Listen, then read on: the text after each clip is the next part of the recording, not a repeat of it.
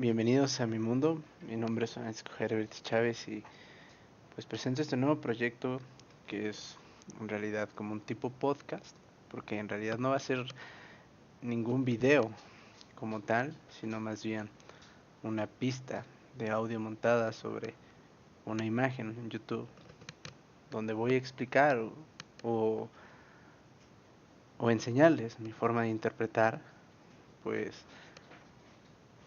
la vida de la forma en que yo la interpreto, ¿no? De manera empírica, científica y obviamente con realismo, ¿no?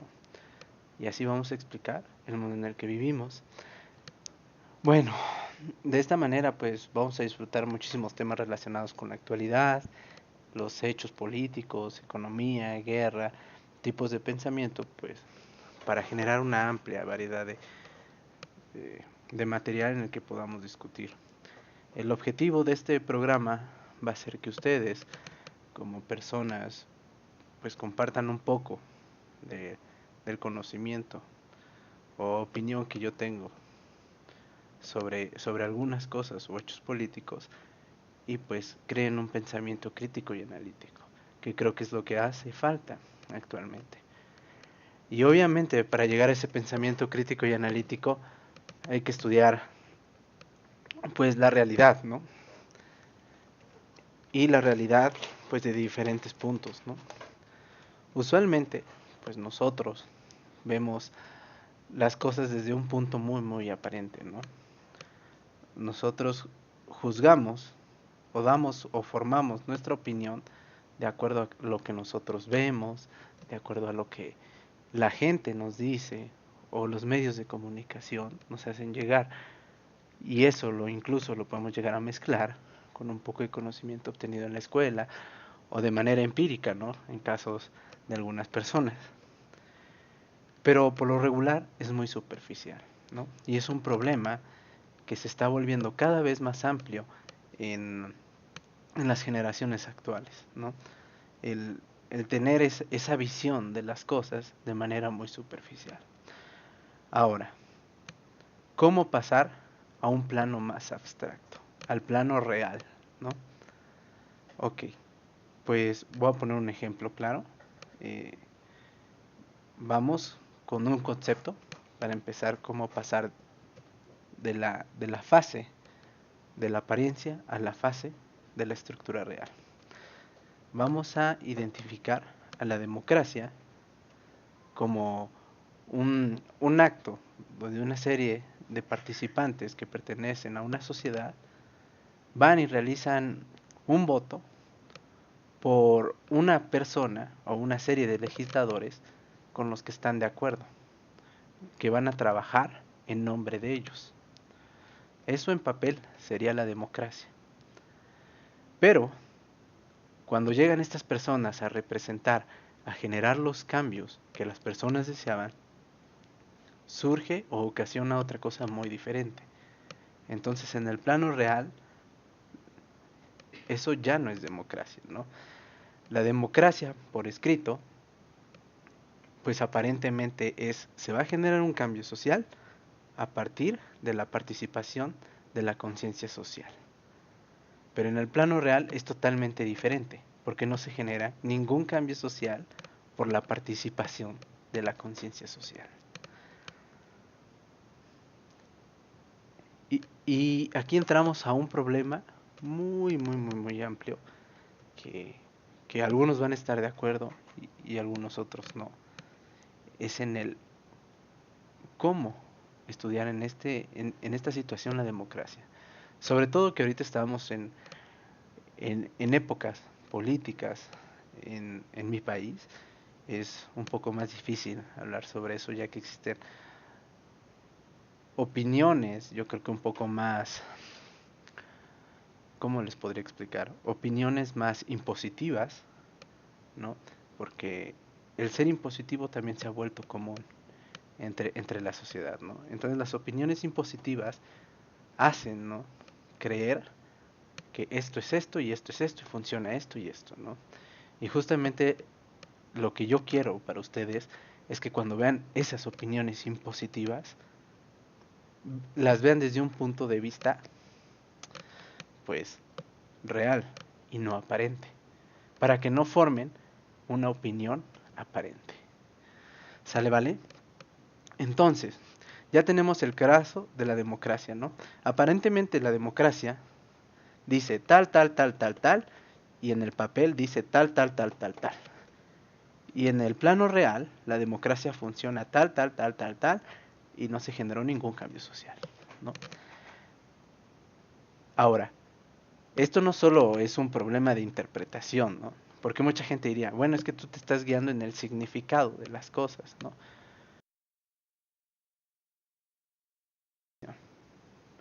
Es un plano en el que se verifica más que la interpretación.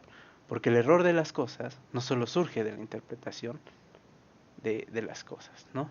Sino también puede surgir en la planeación de, del mismo, de la misma teoría, ¿no?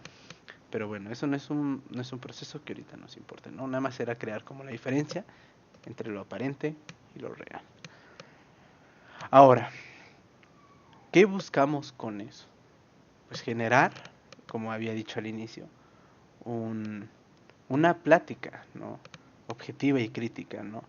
En el que ustedes puedan opinar de manera libre, ¿no? Sin estar sujetos a un pensamiento, a un pensamiento impositivo, ¿no? Ahora, ¿qué ganan ustedes con eso? Pues que en el futuro ustedes van a tener la oportunidad de analizar las cosas de manera diferente, ¿no? Si ustedes llegan a ser políticos, llegan a ser empresarios, llegan a ser, ¿qué les gusta? Legisladores, ¿no? De algún país, pues va a beneficiar mucho al país en el que ustedes lleven a cabo esas actividades, porque ustedes se van a dar cuenta que en realidad, que la realidad es muy diferente a lo que se estudió incluso, ¿no? Yo en este caso se los puedo decir y tal vez posteriormente les diga que estudié y cosas así, pero bueno, no es el momento. Ahora, vámonos con el plano de la democracia, ¿no? En mi país, yo radico en México, actualmente se crea la visión de que la conciencia social va a generar un cambio social. Cuando yo me refiero a conciencia social, es porque cuando la gente va a votar, es porque tiene o se genera dentro de ellos un acto de conciencia. No es un acto necesario, ¿no? No es como que te despiertes en la mañana y digas, ay, voy a ir a votar, ¿no? ¡Fum! ¿No? Un día a finales, digo, a principios de julio, ¿no? O sea, una necesidad no es. Es un acto de conciencia, ¿no? En el cual la opinión que se ha dado sobre acto de conciencia es tan positiva o aparentemente tan positiva que la gente va y lo realiza, ¿no? Porque las opiniones han nombrado que si no se realiza ese acto, o si sí se realiza, va a pasar esto y si no va a pasar esto, ¿no? Pero se debe de tomar en cuenta. Ahora, la democracia entonces va a ser un acto de conciencia social que va a generar un cambio social. Pero ahora el planteamiento que yo les quiero hacer a ustedes es, ¿los actos de conciencia social generan verdaderos cambios sociales? Y ustedes dirán, bueno, ¿por qué preguntas eso, no? En pocas palabras, lo que yo les estoy preguntando es si ustedes creen que, obviamente, generando ese acto de conciencia, o sea, ustedes visitando la casilla, van a generar un cambio social, un verdadero cambio social. Y antes que nada, pues ustedes deben de saber que así lo creen, ¿no? Y por eso supongo que van a ir a votar. Porque de otra forma no irían a votar, ¿no? Ahora, ¿cuál es tu punto para llegar a eso, ¿no? O a dónde quieres llegar con esta plática? vámonos por el otro lado. ¿Existe otra forma de generar cambios sociales que no sean la conciencia? Está cañón, ¿no? O sea, cualquiera pensaría que obviamente nuestra conciencia rige nuestros actos, ¿no? Que nuestros actos no se rigen de manera instintiva. Pero lamentablemente, o para nuestra mala suerte, el ser humano se traslada y se desenvuelve en un mundo materialista, ¿no? Tal vez después hablemos del materialismo histórico y la dialéctica, pero es otra historia. Pero el ser humano se desenvuelve en un mundo material, ¿no? Eso es lo importante. Y tú dirías, bueno, ¿y qué tiene que ver el mundo material con, con los cambios sociales, ¿no? Pues que curiosamente lo que empuja al hombre a generar un cambio social son los cambios en la vida material. Y tú dirías, ay, a ver, cálmate. O sea que la conciencia no está primero, está primero la vida material. ¿Cambios en la vida material? ¿Qué es eso? Bueno, pues un cambio en la vida material, para ser simples, es un, por poner un ejemplo, podría decir la pobreza y la riqueza. La riqueza es cuando se tiene materia o bienes excedentes a los de las necesidades, y la pobreza la podemos representar como una cantidad de bienes mínimos o, o menos que, que obviamente van a impedir que tú cumplas tus necesidades, ¿no?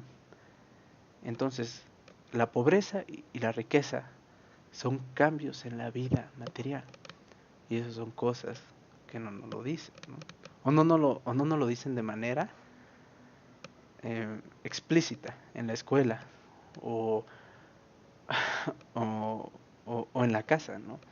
Que la riqueza es un cambio en la vida material y la pobreza es un cambio en la vida material, ¿no? Vamos a hacer un ejemplo en un gran espectro de cómo sí podría generar cambios, los cambios en la vida material. Ahora, ustedes tienen una población que representan 100 personas, ¿no? Y tienen otra población en un cuadradito con otras 100 personas. La población del primer cuadradito, del cuadrado A, viven en riqueza, y las personas del cuadrado B viven en pobreza. Y dirías, bueno, ok, ¿cuál es la diferencia? Que las personas del cuadrado A, si de repente llega alguien y les ofrece, miren, la democracia va a generar un cambio social, y esto, y esto, y esto. Como las personas en el cuadrado A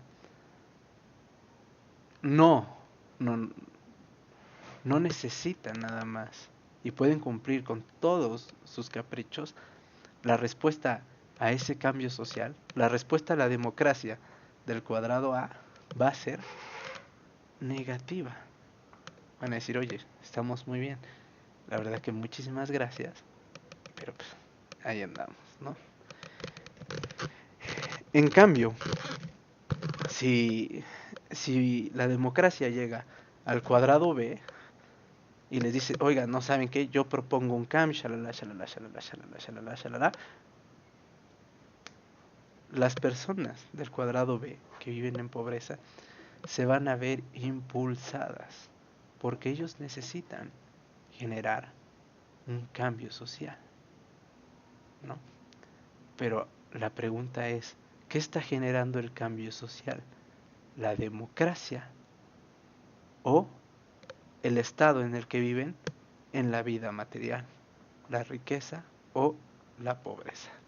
En realidad, lo que los está impulsando a generar un cambio en la vida material, no, más bien, en realidad, bueno, sí, en realidad lo que lo está generando a un cambio, un cambio un cambio verdadero en su sociedad, son los cambios en la vida material. El estado de riqueza lo impidió a la democracia y el estado de pobreza fue un símbolo positivo. Entonces, lo que genera los verdaderos cambios sociales son los cambios en la vida material.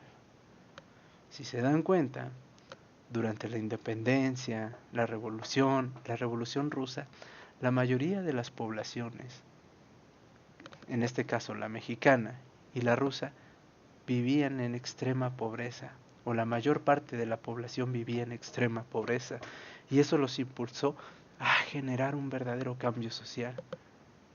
No fue la democracia.